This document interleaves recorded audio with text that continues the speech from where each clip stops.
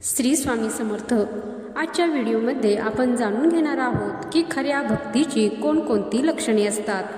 तर पहा, सर्वात महत्त्वाचे म्हणजे आपल्या इष्टदेवतेस जी आवडत असते ती म्हणजे शुद्धता, म्हणजेच की आपल्या मनामध्येही कोणतीही खोटी कपटी वृत्ती असता कामा नये।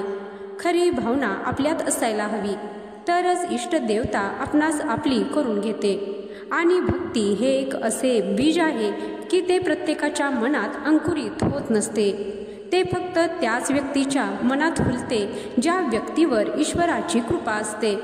तुमच्या इष्टदेवतेची तुमच्यावर कृपा असते। या संसारात परमेश्वर तुम्हाला सर्व काही देऊ शकतो, तुम्हाला धनधान्य देऊ शकतो, संपत्ती देऊ शकतो, संतान प्राप्ती देऊ शकतो। या संसारातील प्रत्येक भौतिक वस्तू ते तुम्हाला प्रदान करू शकतात। परंतु मंडळी, भक्ती हे मात्र प्रत्येक जणाला ईश्वर प्रदान करू शकत नाही। तुम्ही असे पाहिलेच असेल की खूप साऱ्या अशा व्यक्ती आहेत ज्या बऱ्याच मंदिरात तर जातात, पण त्यांच्यात भक्तीचा अभाव असतो। ते जातात फक्त दर्शन करण्यासाठी, इतर लोक जातात म्हणून, कारण त्यांच्या घरामध्ये ही परंपरा असते की आपणास देवादिकांचे पूजा पाठ दर्शन केले पाहिजे। तर या भावनेने ते मंदिरात जातात, हात जोडतात आणि निघून येतात, फक्त देवदेव करतात। वरवरचीच त्यांची श्रद्धा असते, आतून भक्ती काय असते हे त्यांना माहीतच नसते। आणि खूप सारी लोक अशी आहेत जी बसून प्रार्थना करतात, पूजापाठ साधना करतात आणि बराच वेळ भक्ती करण्यात गुंतून राहतात। तर अशी जी लोक आहेत त्यांच्या मनामध्ये आपल्या इष्टदेवतेप्रती अफाट प्रेम असते, कारण देवतेसमोर प्रत्येकजण पूजा करण्यासाठी कोणी पण बसू शकत नाही। जेव्हा तुम्ही बसता आणि ज्यांना सवय असत नाही त्यांना अवघ्या 5 मिनिटाच्या कालावधीतच अस्वस्थपणा जाणवू लागतो। त्यांच्यासाठी ती 5 मिनिटं अशी असतात की जसे की 5 तासच आहेत।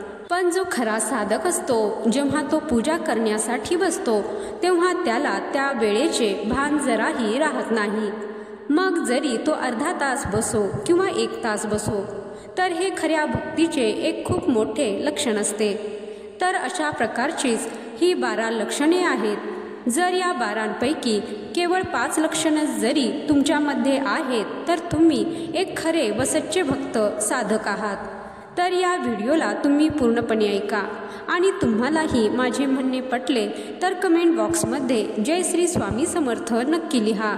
आणि तुमच्यामध्ये कोणतं एक लक्षण यापैकी आढळतं तेही तुम्ही कमेंट बॉक्समध्ये लिहू शकता। चला तर व्हिडिओला सुरुवात करूया। तर मंडळी पहा, सर्वात प्रथम जेव्हा तुम्ही देवतेची पूजा साधना करता तर त्यावेळी तुम्ही सांसारिक व्यक्ती असता, म्हणजेच या संसारात तुमचा जन्म झालेला आहे। तुमचे घर गृहस्थी आहेत, कुटुंब परिवार, मूल बाळ, आई वडील आहेत, पण तरीसुद्धा या भौतिक संसारात राहत असल्यानंतरही तुमचा जर या संसारातील भौतिक वस्तूंपासून मोह संपून जातो, तुम्हाला असे वाटू लागते की आता या संसारामध्ये कोणत्याही वस्तूचे कोणते मूल्यच नाही, तुम्हाला कपड्यांविषयी कोणतेही प्रेम नाही, तुम्हाला पैशांविषयी कोणते आकर्षण नाही, तुम्हाला नातीगोती जरी चांगली वाटत आहेत पण तुम्हाला त्यामध्ये गुंतून राहायला आवडत नाहीये। तुम्ही सुख आणि दुःख या पलीकडे विचार करत आहात आणि तुमचे मन केवळ तुमच्या इष्टदेवतेच्या चरणांमध्ये लीन राहते, तर तुम्ही असे मानले पाहिजे की तुम्ही खरे साधक भक्त आहात आणि तुमच्या आतमध्ये एक सच्चा आणि खऱ्या भक्तीची भावना आहे। दुसरे लक्षण, तुमच्या आतमध्ये सद्बुद्धी आहे।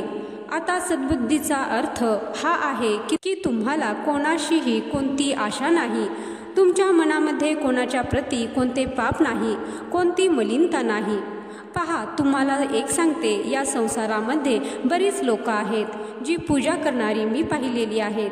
पूजा करतात आणि नियमित पूजा करतात, सकाळ संध्याकाळ करतात आणि मंदिरामध्ये ती जातात आणि देवतेची सेवाही करतात। पण एवढं सगळं करूनही त्यांच्या मनामध्ये ईर्षेची भावना असते, म्हणजेच किती ते दुसऱ्यांविषयी मनातल्या मनात जळतात। त्यांच्या मनात विकार असतात, ते कोणाशीही बोलणे चालणे पसंत करत नाहीत, आपल्या आपल्यातच घमेंडीत राहतात। त्यांच्यात अभिमान असतो आणि ते आपल्या स्वतःला सर्व काही मानतात, सर्वश्रेष्ठ मानतात आणि भक्ती त्यांच्यामध्ये ती घमेंडी निर्माण करते की आम्ही या दुनियेपासून वेगळेच आहोत, आमच्यापेक्षा कोणी मोठा असू शकत नाही, कारण की आम्ही एकतर पूजापाठ करणारे व्यक्ती आहोत, देवाचे सर्व काही फक्त आम्हीच थाटामाटात करतो किंवा आम्हालाच फक्त देवाचा पूजापाठ कसा करायचा आहे हे ज्ञान आहे असा विचार ते करत असतात.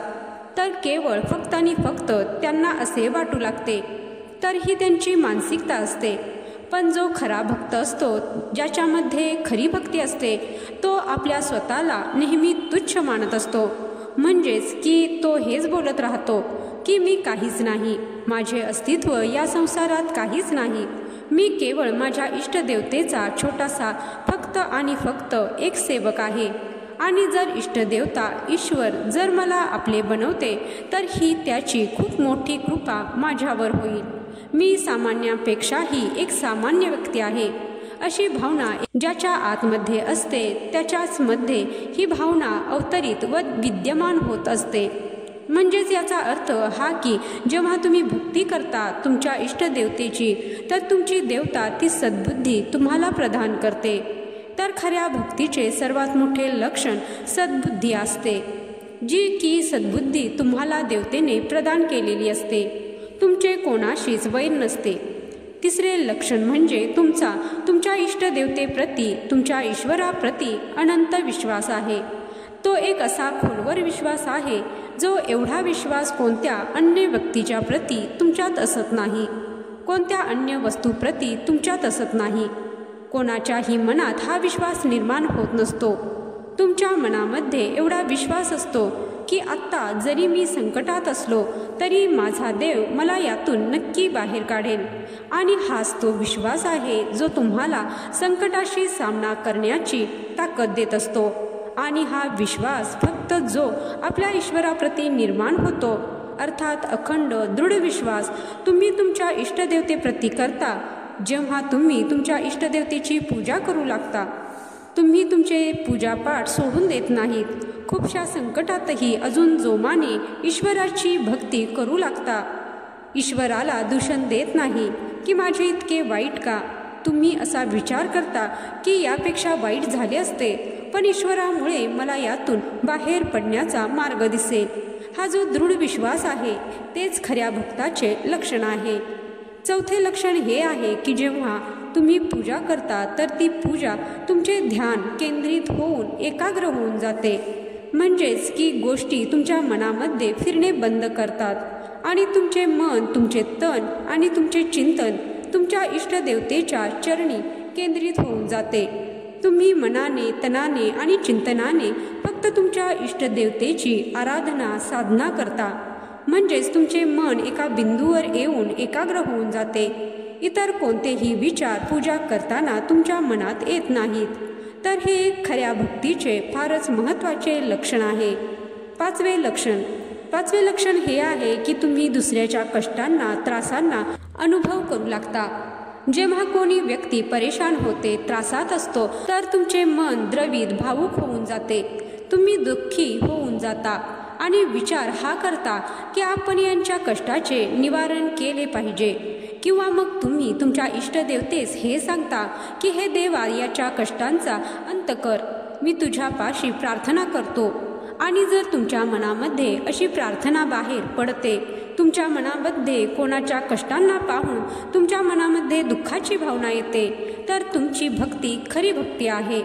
सहावे लक्षण हे आहे की सकाम भक्ती, म्हणजे की जेव्हा तुम्ही भक्ती करता ती दोन प्रकारची भक्ती असते, एक सकाम भक्ती व एक निष्काम भक्ती. जर तुम्ही सकाम भक्ती करता म्हणजेच तुम्ही हे इच्छिता की आपण इष्टदेवतेची प्रार्थना करतो, तर आपला जो उद्देश आहे, आपला जो संकल्प आहे तो पूर्ण झाला पाहिजे. ही झाली सकाम भक्ती. परंतु दुसऱ्या बाजूस तुम्ही तुमच्या इष्टदेवतेकडे अशी प्रार्थना करता, हे ईश्वरा, मी काहीच इच्छित नाही, फक्त तुमचा आशीर्वाद, कृपा इच्छितो, तुमच्या चरणांची सावली इच्छितो, मला फक्त तुमची सेवा करायची आहे. तर ही झाली निष्काम भक्ती. जर ही भावना तुमच्या मनामध्ये येते तर खऱ्या भक्तीचे लक्षण आहे. 7वे लक्षण, तुमच्या मनामध्ये ही भावना येते की ईश्वर सर्व काही आहे, म्हणजेच या संसारामध्ये कोणत्याही वस्तूचे काहीच मूल्य नाही. जे काही मूल्य आहे ते केवळ माझ्या इष्टदेवतेचे मूल्य आहे. तर हे एक खऱ्या भक्तीचे लक्षण आहे. 8वे लक्षण, आपली स्वतःची स्तुती करणे तुम्हाला आवडत नाही. तुम्ही हे जराही इच्छित नाही की कोणी तुमची स्तुती करावी किंवा मग तुमच्या कोणत्याही गुणाची कोणी प्रशंसा करेल. जर कोणी तुम्हाला एक भक्त किंवा भगत ही बोलतो, म्हणजे जो कोणी भगत पूजा करतो, सर्वात जास्त पूजापाठामध्ये मग्न राहत असेल तर लोक त्याला भगत ही बोलतात. तर असे कोणी तुम्हास आदराने बोलतो तर तुम्हाला ही गोष्ट आवडत नाही. तुम्हाला असे वाटू लागते की जसे ते तुमची स्तुती करत नाहीत तर ते तुमची चेष्टा तर उडवत नाही ना. म्हणजेच की तुमच्या मनात हा प्रश्न येतो की मी तर माझ्या इष्टदेवतेसाठी काहीच करू शकत नाही. जरी तुम्ही एवढी जास्त पूजापाठ करत असाल तरीही तुम्हाला कमीच वाटते. तुमच्या मनात कधीच ही भावना येत नाही की मी आता जास्तच करत आहे. म्हणजेच तुम्हाला प्रत्येक गोष्ट ही तुमच्या इष्टदेवतेप्रती ती सेवा कमीच वाटत राहते आणि तुम्हाला तुमच्या या सेवेची प्रशंसा आवडत नसेल तर हे एक खऱ्या भक्तीचे लक्षण आहे. तुमच्या आतमध्ये एका खऱ्या भक्तीची भावना निवास करत आहे. आता पुढील 9वे लक्षण आहे की सुखदुःखाच्या परिस्थितीमध्ये एक समान स्थितीत राहणे. जेव्हा कधी तुमच्या जीवनामध्ये कोणते सुख येते, कधी कोणते दुःख येते, तर अशा वेळी तुमची मनाची स्थिती ही एकच असते. तेव्हा तुम्ही हे बोलता की जी परमेश्वराची इच्छा तीच माझ्या इष्टदेवतेची माझी इच्छा. आता जे माझ्यासोबत घडत आहे, मग ते चांगले असो किंवा वाईट असो, त्यात माझ्या इष्टदेवतेची इच्छा आहे किंवा तिच्याच इच्छेप्रमाणे हे सर्व घडून येत आहे. त्यांच्या मनात असेल तसेच घडेल. मी यात काहीच करत नाही. आणि जर ही भावना तुमच्या मनामध्ये येते तर तुमच्यामध्ये खरी भक्ती आहे. हेच खऱ्या भक्तीचे लक्षण आहे.